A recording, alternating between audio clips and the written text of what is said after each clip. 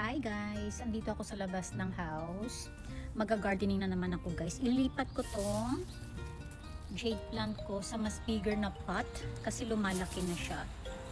More than 6 years na sa akin guys yung jade plant na to. Tingnan nyo, ang ganda.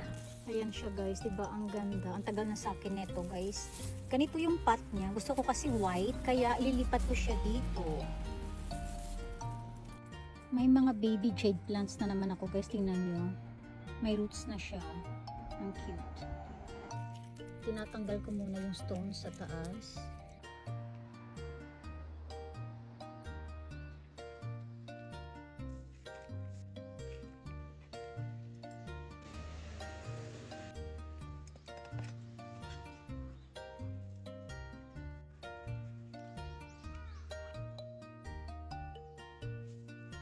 Lagyan natin ng stones.